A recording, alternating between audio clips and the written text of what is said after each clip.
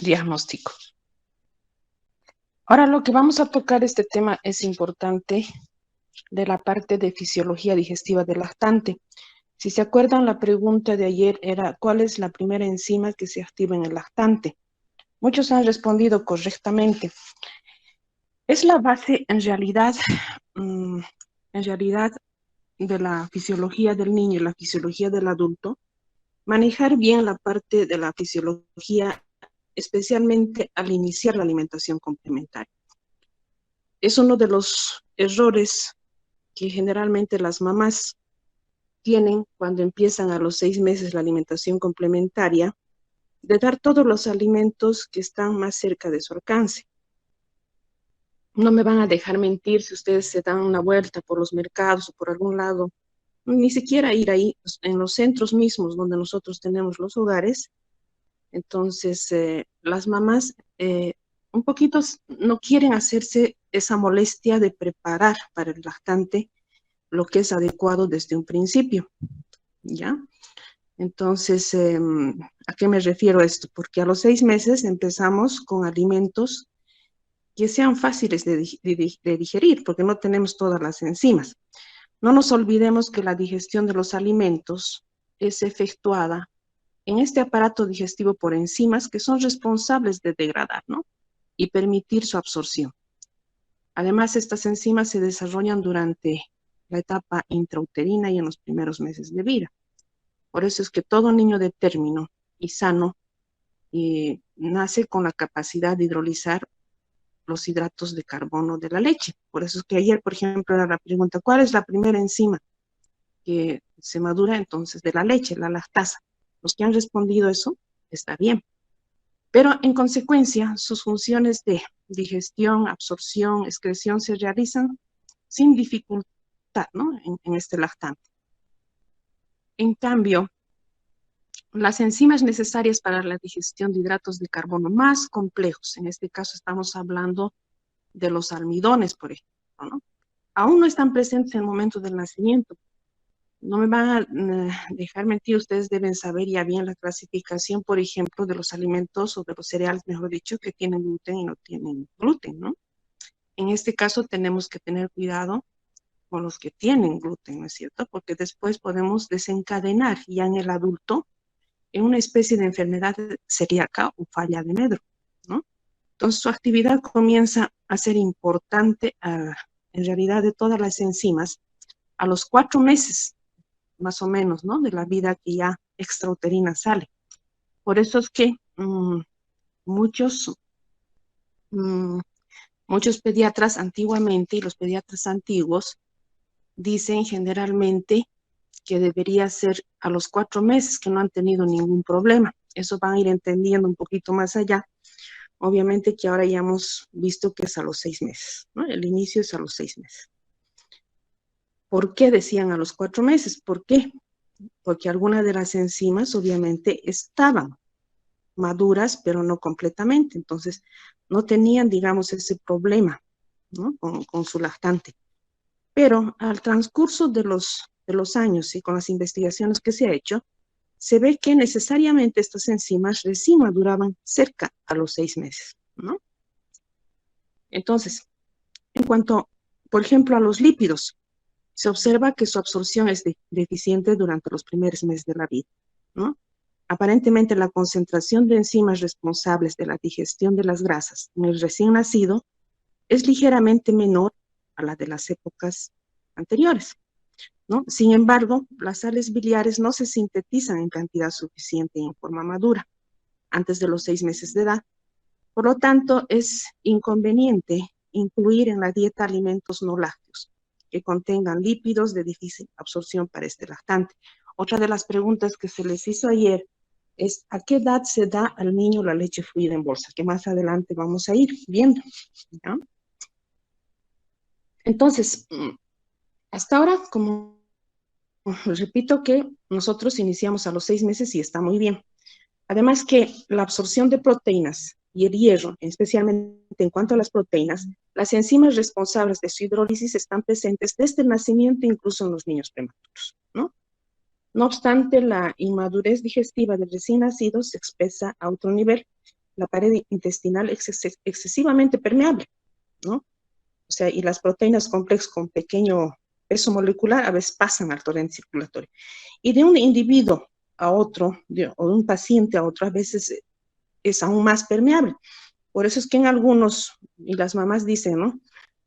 Yo lo he iniciado inclusive a los 3 meses, iniciado y no ha pasado nada, no he tenido diarrea, y como verá, ahorita este es un hombre grande, es un fuerte, no es tanto así, ¿no? O puede ser también en algún momento, porque es de un individuo a otro, es diferente la misma fisiología y la genética. Pero en algunos pacientitos, seguramente, si les dan antes de los 6 meses, si les dan a los 3 o 4 meses, les va a provocar una diarrea e incluso internación, ¿no? Como he visto muchos casos de estos.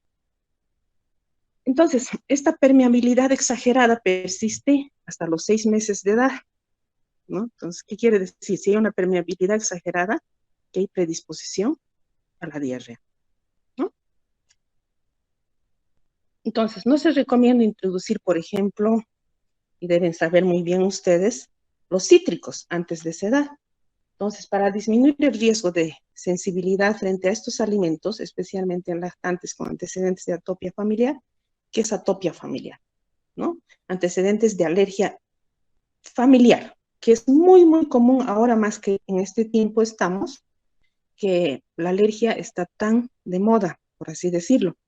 Alergia inclusive se ve, hace poco he visto alergia al plátano, ¿no es cierto? Cosa que no se veía, pero se da alergia, y más aún alergia a ciertos medicamentos y más en todo caso está aumentando este problema, ¿ya?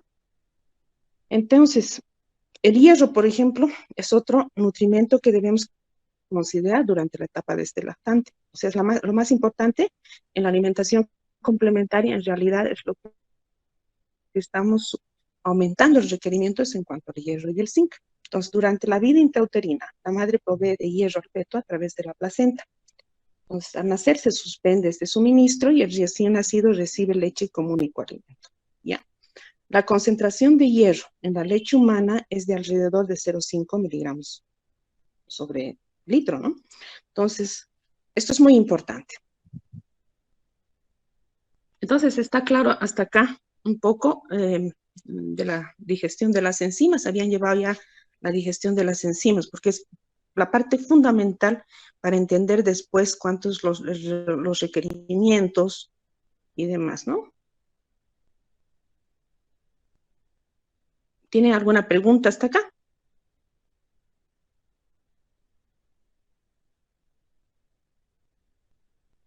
Porque después yo voy a hacer las preguntas.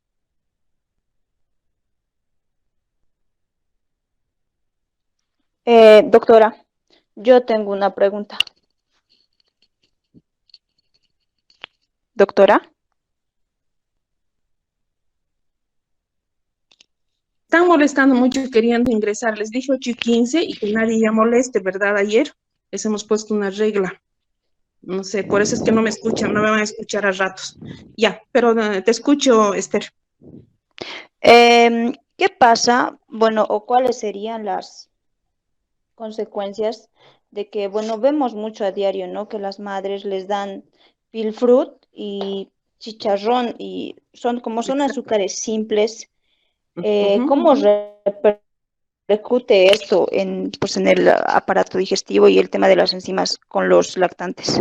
Muy buena la pregunta. Iba a tocar después, te has adelantado, pero eh, te diré esto sí.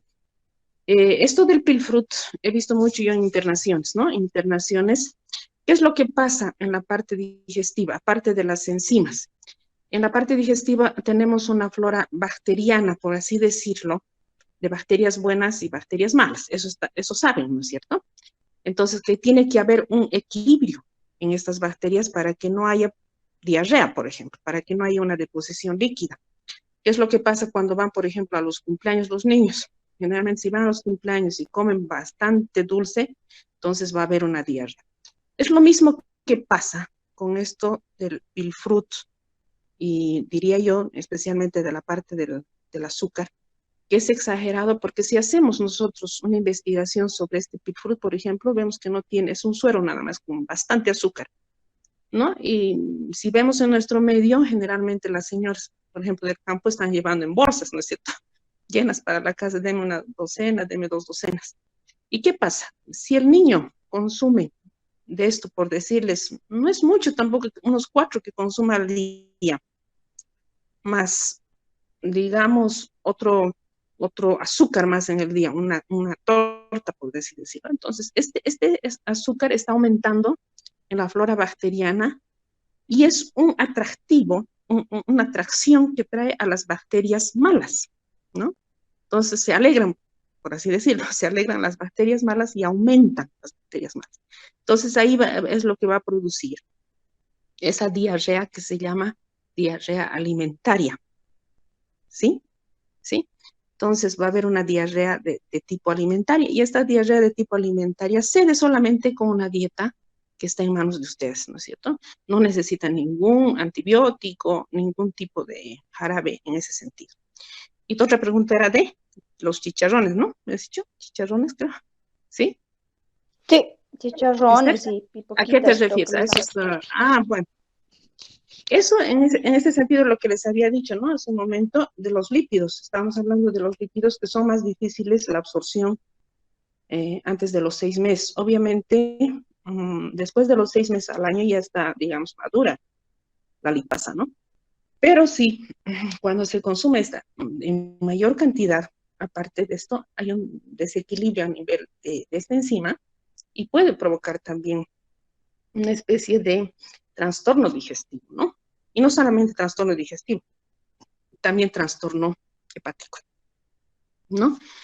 Entonces, es buena la pregunta porque el chicolaje, el pilfrut y eso. Había otra pregunta que era el yogur, pero más adelante también, ¿no?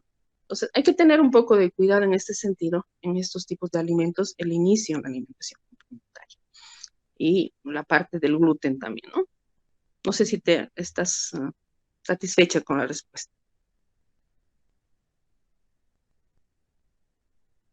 ¿Estás satisfecha con la respuesta o algo más? No, sí, Esther. sí, estoy satisfecha, doctora. Está bien. ¿Alguien más quiere hacer alguna pregunta hasta acá?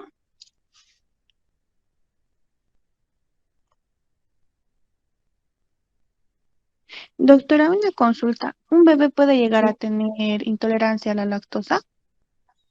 Mm, claro que sí, pero es una patología aparte, es un tema aparte, la intolerancia a la lactosa, ¿no?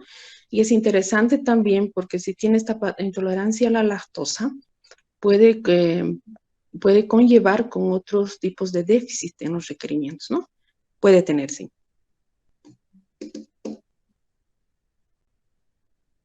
¿Sí? ¿Alguna otra pregunta? Doctora, buenos días. ¿Podría ser que un factor psicológico pueda ocasionar las alergias? ¿Habría esa probabilidad? Más que todo, factor psicológico. Puede ser, no te voy a decir en un 5 o 10%, me estás haciendo el recuerdo de mi docente de psicología médica, que era médico y a la vez psicólogo, que en paz descanse el doctor Mejía, decía que con la parte psicológica nosotros podemos hasta producirnos un cáncer, ¿no? Psicológicamente hablando, porque sí, puede ser un 5 a 10% que se puede dar, ¿no? Pero sí, yo te diría más así en forma real, que la alergia por estrés sí se da, ¿ya? O sea, el estrés exagerado, el estrés nervioso, todo eso lleva a una alergia también. Está bien, ¿Sí? gracias, doctora. Sí.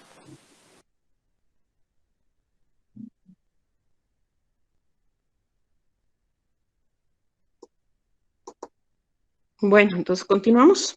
No hay otra pregunta, ¿no? Estamos repasando la fisiología del aparato digestivo. Bueno, entonces, hablando ya de las partes del estómago, obviamente que ustedes lo saben, la boca, el esófago, el estómago. En la parte de la boca, por ejemplo, se produce la masticación del alimento, ¿no? Lo que permite que el alimento pase desde la boca al esófago, y es un proceso que no parece tan importante, pero es muy importante, porque si el niño no masca bien, no mastica bien, entonces esto llega al estómago, por decirlo así, medio triturado, entonces es más difícil que las enzimas actúen, especialmente en lactante.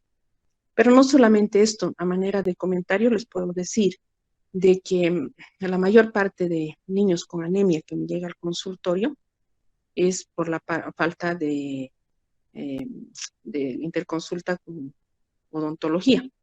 A veces el niño no se queja de los problemas dentales que tiene, ¿no? Entonces, siempre hay que ver también en esto, hay que hacer un examen integral. A veces no hay que abocarnos solamente a la parte que nosotros sabemos, ¿no? Hay que ser más, hay que indagar en ese sentido, porque muchos de los niños que tienen anemia, a veces las mamás vienen y dicen, por nada quiere comer carne. Va, qué raro, ni un asado. Incluso algunos psicólogos allá, psicólogas decían, pero doctora dice que no quiere ni un buen churrasco. Qué raro, ¿no? Entonces, cuando revisamos, entonces la parte dental es la que está fallando y a veces el niño no comenta, sin embargo, está especialmente con caries en las partes de los dientes molares, ¿no? Entonces es importante también en la revisión integral, no solamente ustedes como nutricionistas abocarse, digamos, al peso, la talla y lo demás, ¿no? Sino también hay que observar esto. En cuanto, cuando llegamos al estómago, sabemos que el estómago sirve de reservorio para la gran cantidad de todo el alimento, es donde se permite mezclar el bolo alimenticio con el jugo gástrico, ¿no? Eso ya lo saben seguramente también. El mucus, tiene un mucus normal, corresponde a una secreción viscosa que es secretada por las células epiteliales del estómago, ¿no? Y en respuesta a la ingesta de los alimentos. Esta secreción, aunque no crean, importante en este mucus, este es alcalino, ¿no? Es alcalino. ¿Me escuchan bien? O sea, no es ácido, ¿no? Entonces, la pregunta de hace rato de Esther, por ejemplo, que decía, ¿no? El azúcar. ¿Qué es lo que pasa con el azúcar? Quizás debería complementar en este sentido, de que el azúcar a este pH, que es alcalino, lo vuelve ácido, ¿sí? Y la mayor acidez va a provocar la diarrea. Es lo que pasa con las personas que tienen gastritis, por ejemplo, ¿no? Está irritado el estómago y es más el factor que lleva a gastritis. El 70-80% que tenemos de los pacientes es por el Helicobacter pylori. Y el Helicobacter pylori, si podríamos decirle así, su característica de este Helicobacter pylori es acidificar este mucoso, ¿no? Entonces, por tanto, hay la gastritis, hay el epitelio va descamándose, hay lesiones, ¿no? Mecánicas por este ácido del estómago. Es muy importante esto de la alcalinización, si alguien puede ver, es sorprendente cómo nosotros, si tenemos un organismo más alcalino que ácido, en todo aspecto, ya sea en vías urinarias, ya sea en la parte digestiva, entonces, ya sea en torrente sanguíneo, vamos a ser menos propensos a tener alguna enfermedad. Hablando esto del COVID que nos tiene, por ejemplo, esto con la pandemia, ¿no? Cuanto más alcalino nosotros consumamos, menos vamos a tener el factor o el riesgo de enfermarnos, ¿no? El COVID. A muchos han debido escuchar, por ejemplo, que están tomando bicarbonato, ¿no es cierto? Toman bicarbonato en la mañana, una pizca y todo esto, y que nadie se ha enfermado en ese sentido. Bueno, es una forma también de alcalinizar la parte del estómago y en sí todo el organismo, ¿no? Porque este bicarbonato va a pasar por todo el torrente sanguíneo y va a pasar también por las vías urinarias. Entonces, por ejemplo, cuando tenemos infección urinaria en las mujeres, cuando hay un desequilibrio de este pH alcalino que tiene la vagina, entonces hay un pH ácido, entonces provoca la infección urinaria, y por eso es que nos dicen, por ejemplo, a las mujercitas no lavarse con mucho tipo jabones, con mucho perfume, todo esto que produce una acidez también. ¿Ya? Entonces, esto de la alcalinización del estómago es lo mismo. Eso es lo que pasa, ¿no? Entonces, cuando los chicos también consumen mucho azúcar. Ahora otra enzima es la pepsina, que es una enzima digestiva que degrada, o sea, las proteínas en el estómago y es secretada por las células principales de la mucosa gástrica, ¿no? Estas se secretan, bueno, a nivel en forma inactiva del pepsinógeno, el cual se activa al convertirse en pepsina gracias a la acción del ácido del estómago, ¿no? El ácido gástrico. La pepsina, siguen queriendo entrar. Hemos quedado ayer 8:15, ¿no? Entonces, a las compañeras que no han ingresado, por favor. La pepsina, entonces, la pepsina digiere hasta el 20% de las proteínas de una comida, ¿no? Bueno, entonces, este ácido gástrico, que es secretado por las células parietales de las glándulas gástricas, está formado por el ácido clorhídrico, ¿no? Es el responsable en realidad de convertir este pepsinógeno en pepsina, ¿no? Ahora yo les voy a hacer una pregunta, ya que me están escuchando, nomás yo estoy repasando la fisiología, incluso debería haberles preguntado más en el diagnóstico, porque es la base de la fisiología digestiva y la fisiología del hambre, porque si no sabemos la fisiología del hambre, ¿cómo vamos a ser nutricionistas, verdad? Tenemos que saber, porque es la parte fundamental de la fisiología. Yo creo que lo han llevado con mi colega, el doctor, ¿cómo se llama? El doctor de fisiología. Ay, me olvidé. Bueno, con él han debido llevar la parte de fisiología, toda esta la parte digestiva, porque es la base, ¿no? Entonces, a ver, les voy a hacer una pregunta. ¿Qué entienden ustedes por factor intrínseco? ¿Ah? ¿Qué entienden por factor intrínseco? Desde ya les digo, es una parte de la fisiología de las células del estómago. A ver, ¿quién me responde? Porque ya me he cansado un poquito, yo también.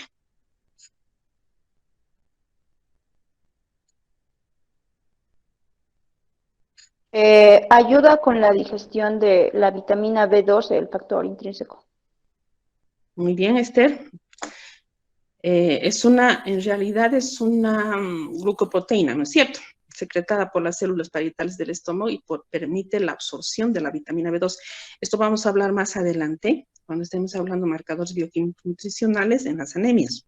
Es muy importante, ¿no? En realidad es un proceso esencial para la vida humana, ya que participa esto en la formación y también en la maduración de los glóbulos, ¿no?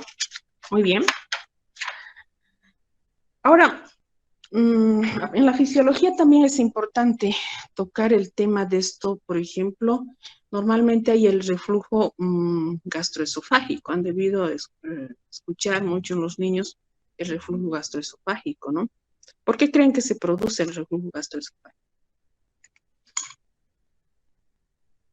Es normal en los primeros meses, ¿no? Pero ya después de los 6 meses ya no es normal, especialmente al año.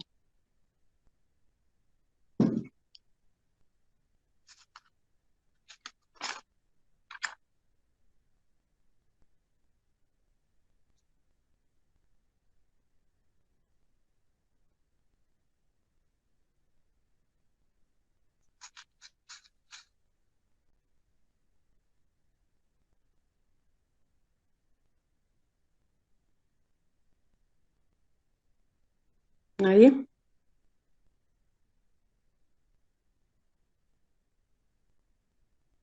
Esta es la parte. Sí, Brenda. Porque el ácido estomacal irrita el revestimiento del estómago, del esófago, ¿verdad? Sí, es una parte. ¿Puedes repetir la pregunta? ¿Por qué se produce el reflujo gastroesofágico más allá de los 6 meses?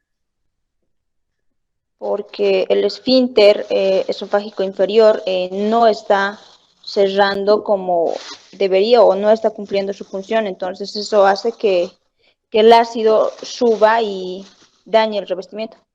Muy bien, Esther, muy bien. ¿Y qué se llama este esfínter esofágico inferior también? ¿Cuál es su otro nombre? Si me respondes eso está muy bien, porque yo pregunté esto en un examen de grado y no me respondió.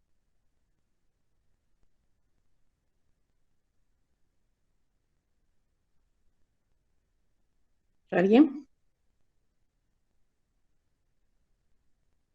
Generalmente no se lo conoce como esfínter esofágico inferior, ¿no? Tiene otro nombre. A ver, ¿quién? Buenos días, doctora. Creo que se llama esfínter del cardias. Exactamente, Luisán, muy bien. Es el cardias, ¿no? Es una parte del hito, de los hitos del desarrollo. Alguien me preguntó qué son los hitos del desarrollo. Más allá adelante vamos a ver. Pero esto ingresa a esa parte, ¿no? No hay una maduración de este esfínter esofágico o de cardias, no hay una maduración total. Entonces, cuando hay esto, más de los 6 meses, necesariamente es bueno hacer una interconsulta con neurología, ¿ya? Porque podemos estar con un proceso, un problema neurológico, podemos estar con un problema, especialmente con los de síndrome de Down, por ejemplo, no solamente tienen esas características físicas, a veces está acompañado de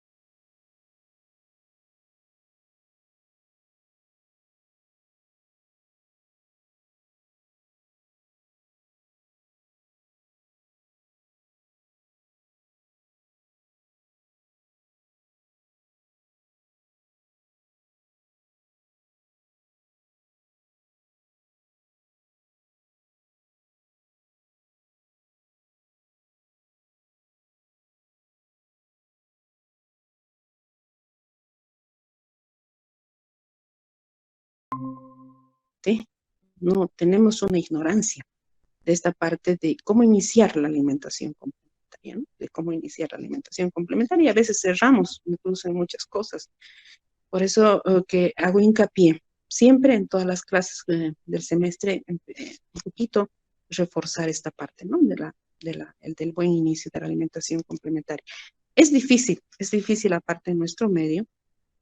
Ustedes, Dios quiera que vayan a hacer sus talleres y sus entrevistas con las mamás que tienen, por ejemplo, en Esperanza tienen niños con lactantes que van a empezar o están iniciando alimentación complementaria.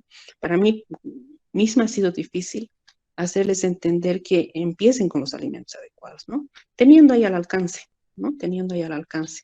A veces las mamás, no sé si llamarlo flojera o llamarlo desánimo, no sé. Entonces no preparan como debería ser, ¿no? Y más, ya que vamos a decir alrededor de la gente que está también ¿cómo se llama? Vendiendo, uno puede acceder, ¿no? A una cocina por sus negocios y demás.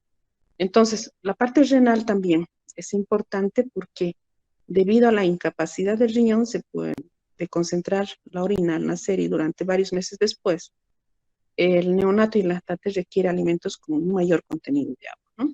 Entonces hay ciertos alimentos también que hay que cuidar para no recargar, por así decirlo, esta parte renal, ¿ya?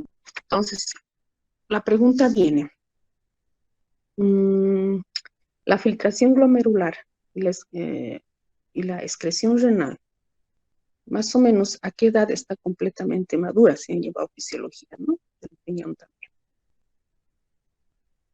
¿Qué me puede decir eso? O sea, la filtración glomerular y la maduración del riñón, donde podemos decir que el niño puede consumir de todo.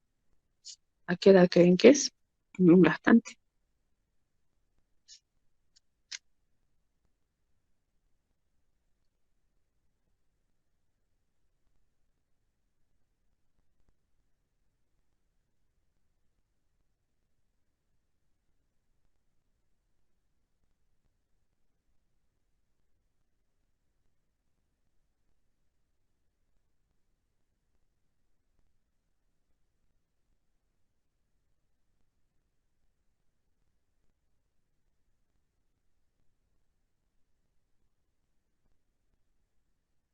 ¿Nadie?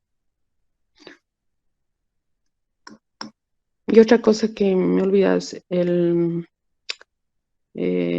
cardias tiene que adquirir un tono normal, ¿no? Un tono en el cual esté, por decirlo, endurecido. ¿A qué edad es eso? O sea, hay un reflujo normal hasta cierta edad en el lactante. Pero después de ese mes ya no hay reflujo.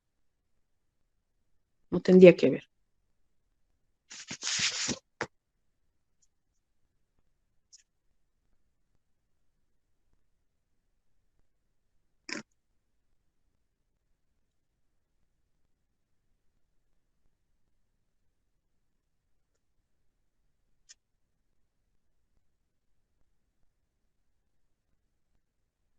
¿Aló? ¿Nadie?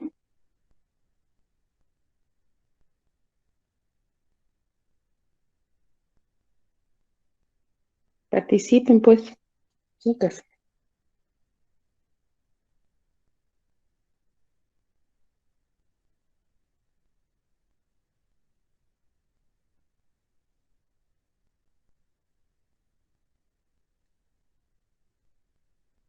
¿A qué edad el cardias adquiere el tono normal de modo que se puede esperar que esté ahí el reflujo, ¿no? De ahí para adelante ya no haya reflujo. O sea, ¿a qué edad está su tono normal y a qué edad los riñones también, la filtración glomerular, están completamente maduros?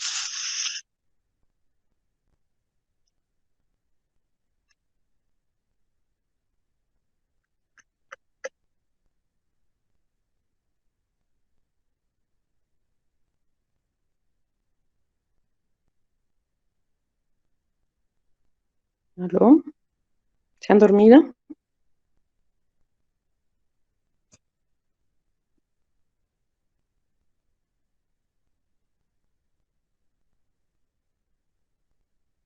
Estoy esperando. Si no lo dejamos así, van a seguir repasando fisiología.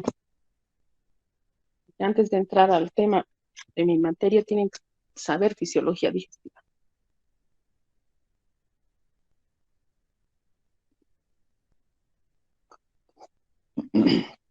Los riñones, pues, de recién nacidos se caracterizan por baja tasa de filtración glomerular, ¿no es cierto? O no saben qué es filtración glomerular tampoco.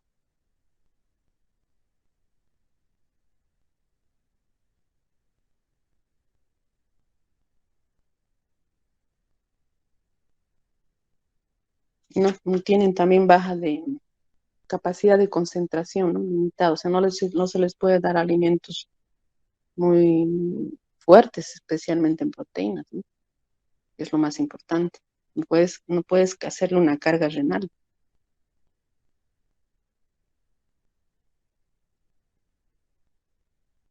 ¿Nadie? Lo vamos a dejar y van a ir a repasar fisiología. ¿Tienen su libro de fisiología digestiva, chicos? Hola. Sí, doctora. Sí, Tenemos licenciada. el libro del doctor Zarzuela, perdón. Ya, fisiología digestiva, ¿verdad? Ya. Van a ir a repasar. No me responden. 8:15 hasta 8:20, 25 podemos esperar, incluso aquí porque están en su casa, ¿no? Y si no, ya no voy a admitir. Pero ayer he dejado, no sé qué habrá pasado. No, Hoy sí sí, estaba conectada, doctora. Solo que me salió ese mensaje y me botó de la clase. qué raro. Sí, hoy día sí rechacé. Muchas personas seguro se van a quejar. Ya no. Pero ya era 8:35, 8:40 que están queriendo ingresar, 8:44 incluso. Y se había sabido, a veces había interferir, ¿no? Con mi voz cuando ellos están llamando. Entonces es peor todavía. Bueno, entonces les toca un poquito hablar a ustedes. Les voy a esperar 5 o 10 minutos más o se van a ir a repasar. ¿Alguien más quiere comentar algo? El ritmo, por ejemplo, del vaciamiento gástrico es muy importante, esto del vaciamiento gástrico que es en fisiología, porque es fundamental para tomar en cuenta los horarios de comida, ¿no? Porque van a ir a hacer, cuando vayan a hacer sus prácticas, van a ver los horarios de las dietas y de los menús a los niños. Y se van a encontrar también con licenciados en nutrición que han salido de la carrera, ¿no? Eh, Van a compartir, ojalá no pase nada y puedan asistir, no sé cómo será. ¿Se ha probado lo de semipresencial en práctica? No, todavía no. Dijeron, por ejemplo, en Administración de Servicios, la licenciada nos dijo que ya le había salido el comunicado a los docentes, pero estaba por verse si vamos a pasar semipresenciales en prácticas o también en los parciales. Ah, los exámenes. Sí, podría ser, bueno, los exámenes. Y también, pero más que en los exámenes quisiera yo en la práctica, ¿no? Porque otra cosa es que ustedes vayan a esto que estamos hablando y lo vayan a realizar en los mismos pacientes. Y más ahora que yo tengo toda la potestad, no les, digamos, no les cierran las puertas a la carrera de nutrición en la institución donde yo trabajo. Y hay que aprovechar un poco eso, ¿no? Porque a veces hay que pedir permiso, hay que ingresar, no hay nada de sobra. Pueden hacer incluso todo lo que ustedes quieran, ahí ver dietas, menús con las licenciadas en nutrición que están algunas también trabajando conmigo, ¿no? Que han sido ya mis alumnas también. Entonces, es siempre una experiencia la práctica, más que la teoría, ¿no? A ver qué pasa. Bueno, entonces lo voy a dejar ahí porque no me están respondiendo mucho la parte de fisiología y es importante la base para mi materia, la parte de fisiología digestiva. El viernes nos estaríamos conectando a 8:15 entonces, ¿sí? Repasen, por favor, para que si avancemos rápido y no nos quedemos plantados solamente en esto del diagnóstico. Ya entremos ya a la materia misma. ¿Listo? Está bien, hasta ahorita. Está bien, Gracias. doctora. Está bien, Estelita. Ya, en base a esas preguntas que les he hecho del diagnóstico, vuelvan a repasar un poco, vean y iremos viendo lo de todo, pues, porque si van a ir a dar talleres, tienen que saber esto por ejemplo, de la alimentación complementaria bien. Lactancia materna, incluso hay niños con mamás con lactantes. Ya, entonces nos vemos el viernes, nos conectamos, mejor dicho, no nos vamos a ver. Nos conectamos el viernes, 8:15. Hasta el viernes. Por ahora hemos terminado temprano. Sí, dime, Liz. Sí, sí, sí. Sí, me parece que es más cómodo. ¿O qué dicen ustedes? Sí.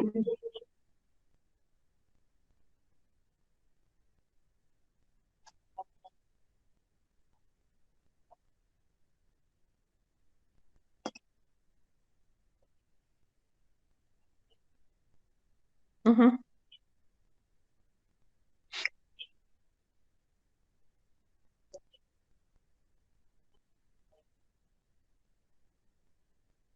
Voy a hablar, no sé, mira, los anteriores semestres igual me ha pasado, generalmente han estado nomás con su cuenta particular, no le di mucha importancia, pero no sé, tendría que hablar con la ingeniera Claudia de la UTI para ver qué es lo que está pasando. Quizás no me han admitido por el hecho de que los anteriores semestres solo he trabajado con el correo particular. Tal vez eso esté pasando, porque después no sé.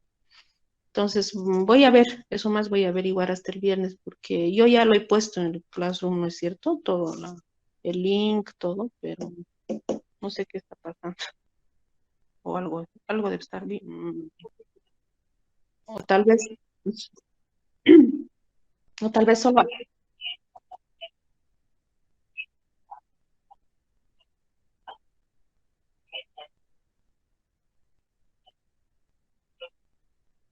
Ujú. Al, re- Al revés, más bien. O sea, solo,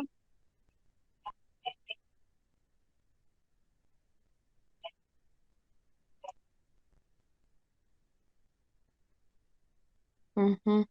Sí, los exámenes, lo que he tomado más que todo es con el código SIS nomás. Toditos los exámenes. Con el código SIS han entrado y no digamos con el correo institucional a los exámenes. Código SIS y nombre. Pero a ver, voy a preguntarle al ingeniero Claudia para que me lo vea qué es lo que está pasando. El viernes les aviso. ¿Ya? ¿De qué? Y luego, igualmente, chao, chao a todos.